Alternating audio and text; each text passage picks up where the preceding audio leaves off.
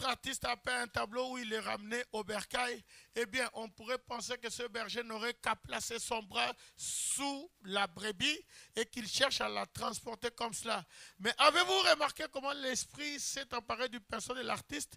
Il ne l'a pas mis sous les bras, il l'a mise sur les épaules. Maintenant, je veux que vous observiez la sollicitude de ce berger. Voilà le tableau que Fabanam est en train de parler. De cette brebis, on a peint la brebis, le berger porte la brebis sur son épaule. Et il continue, il dit, eh bien Jésus, quand il chassait les démons, il a dit qu'il le faisait par le doigt de Dieu. Eh bien, si un démon vous dérange, tout ce qu'il faut de la part de Dieu, il est tellement insignifiant, c'est qu'il le chasse par son doigt. Mais quand une brebis rentre au bercail, quel est l'endroit le plus fort chez l'homme? Sur ses épaules. Avez-vous remarqué que chez l'homme, ses épaules sont toujours plus larges? À quel endroit peut-il transporter la charge la plus lourde? Sur ses épaules. Quel est l'endroit le plus sûr pour lui quand la charge est sur ses épaules? Donc, il prend la brebis, la charge sur ses épaules et rentre gentiment avec elle. Toute la puissance de Dieu rassemblée là pour ramener ce petit animal perdu. Mais un démon, c'est si facile. Il le chasse simplement par son doigt. C'est un berger. Amen. Que Dieu soit béni. Amen. Gloire à Dieu. Et le diable est tellement insignifiant. Frère Branham dit qu'il le chasse par son doigt.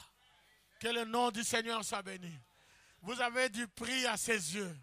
Amen. Frères et sœurs, laissez-moi vous dire ceci. Avant que je continue, j'ai encore des choses que je vais dire. Hein? Donc, ne changez pas de visage, je continuerai à parler.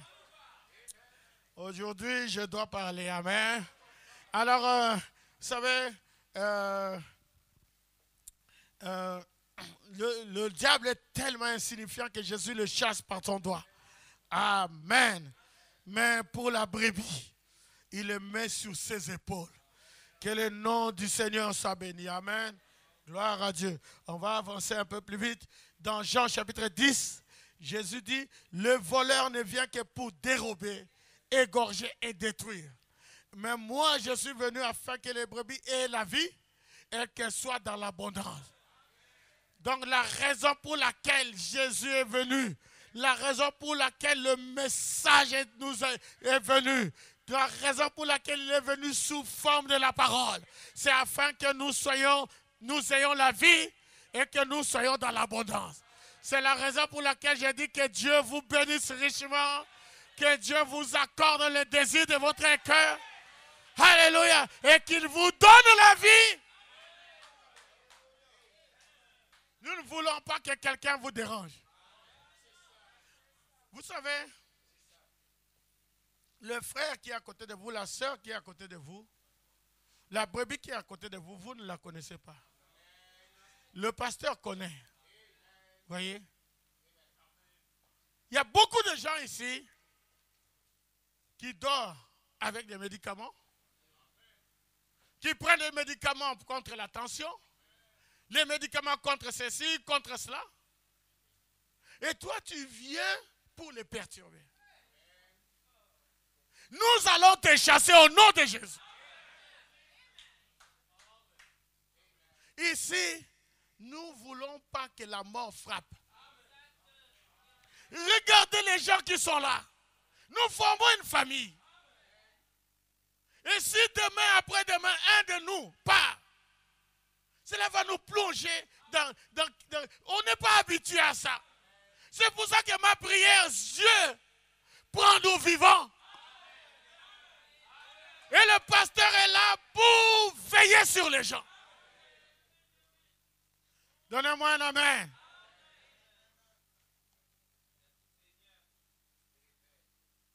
Le pasteur, il est là pour combattre.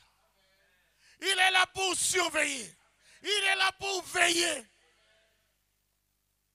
Fabanam Dans un message, il parle de la vision qu'il avait eue.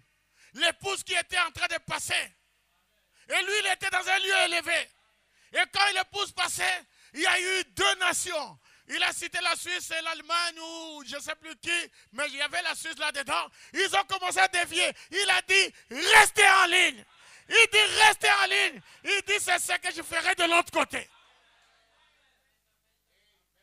Il n'est pas là physiquement, mais le message est là pour nous redresser.